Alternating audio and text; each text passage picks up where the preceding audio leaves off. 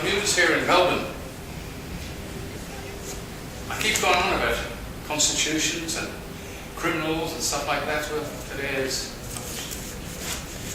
In Victoria, we're going to have an election here this month, it's November, and we have two major parties. They're called preferred parties. Now, preferred by whom?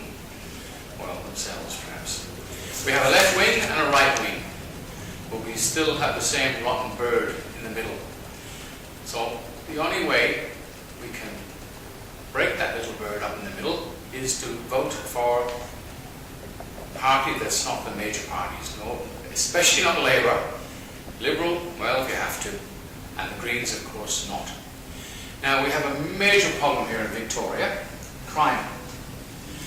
And in Parliament, we have criminals. Now, that's a massive statement to make. And it could be seen on reasonable grounds that the politicians involved in our Parliament are criminals. Firstly, they have removed the Queen, as you know, from our Constitution. Victoria changed its Constitution way back in the 70s and rewrote another one without a referendum. So that's criminal. Now we got the Premier here, which has done a lot of great work, but behind the scenes he's doing some very dodgy deals with China. Now China, as you know, is on a point system, a point for behaviour. So if you say something negative about the country or about the political situation, you get a point against you. And that goes, you get 2 points. Like your driving license, you lose a couple of points and you end up in re-education school. Now, there's an article recently I just read where a child had to disown her father because he was not a good person, a term I never liked, person, but in this case, he lost his family. Now he's in a concentration camp. Now the Labour Party here are socialists, and so are the Liberal Party to a certain degree, socialists as well. And of course, communism, the socialists, Hitler was a socialist. So socialism does not work. But the people are stupid enough to repeat the same thing, they'll vote for the same plans. So I suggest that you vote for the Liberal Democrats, a pretty good party, got a good senator. And if you want an alternative, well, try and get them into Parliament here in Victoria. It will help. We've got to break the cycle. Now, the Labour Party, whenever they get into power, you'll notice they change police commissioner. Now, there are two police forces in Victoria.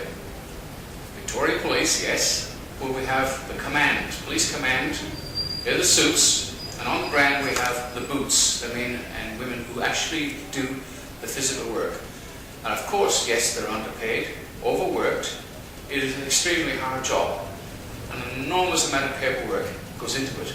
Then, these little ratbags, regardless of whom they are, Africans or not, they go to court in a suit and they're guaranteed to walk. Because crime in Victoria is a business. If it was to stop tomorrow, look at the amount of barristers and judges and good doers would be out of work.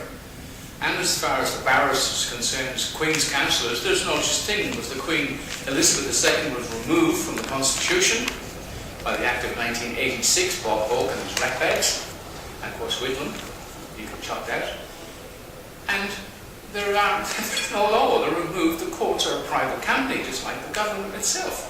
Sadly, the police force is a private company. Yes, it's sad.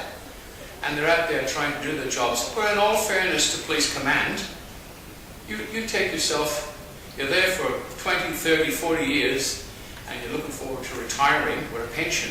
Now, if those poor guys step out of the line, they've lost everything. So the government have them in a bind.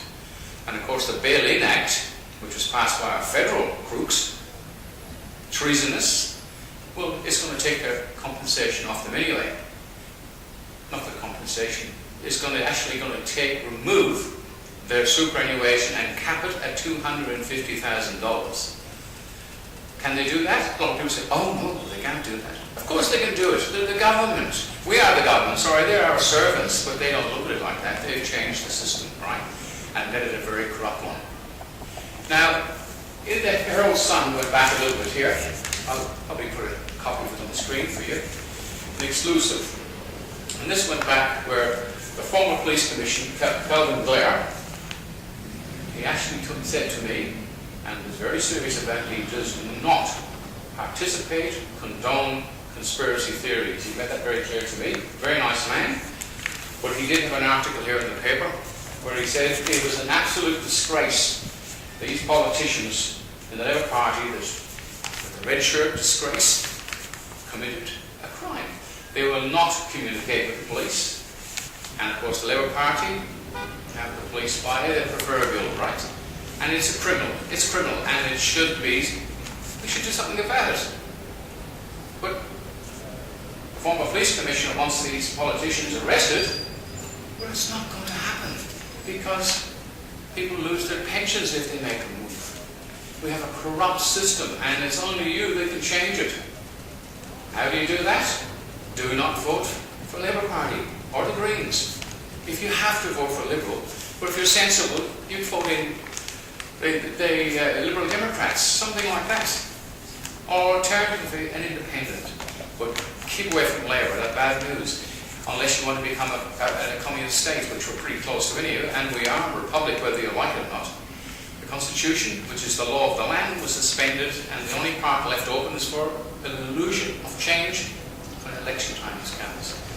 Now, the Constitution is a word you'll hear in America a lot. They've entrenched their Constitution with amendments. We don't have that. Well, we have the Bill of Rights. And the Bill of Rights, it's funny how they use the Constitution when it suits them. Parliamentary privilege. They can say what they like in Parliament because it's the Bill of Rights, but it doesn't apply to us. They've removed, all your rights have been removed, and a lot more will go, which is very little left. Now, another thing that really irks me, being polite, I looked at family friends, they paid over $1,000 for a dog for their child.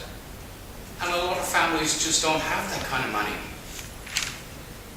So, in the old days, our kids and me and you just went out and got a dog with a neighbour. Every kid had a dog if they wanted one, or a kitten. That's all gone. A good indication how your freedom has been eroded. If you start with a hunger and you want to go fishing, you have to have a license, which is unlawful. So please wake up, find out what the hell is going on, and change your ways, because you keep banging your head off a wall over and over again, expecting a different outcome. It's not going to happen. So it's up to you to make the change. Anyway, enough said for now. This is Dr. Barry signing off in Melbourne. Thanks for watching, and force yourself to subscribe. I know it's so hard, just press a button. Some people it's a nightmare. Anyway, thanks for watching. Bye for now.